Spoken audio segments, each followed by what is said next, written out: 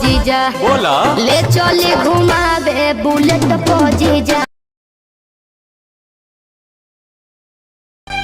अब होई हमारे बर्बादी तोहर याद तो जिए ना दी। छिन के ले जईबू आजादी गम के बोझा जईबू लादी दोसरा बाग में जाके।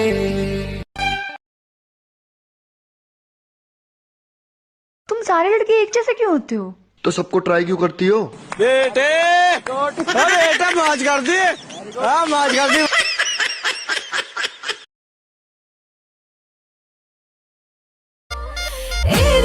जानी हमर चढ़ल जवानी बटे रसवा से भरल हो। अभी मोजरा बापर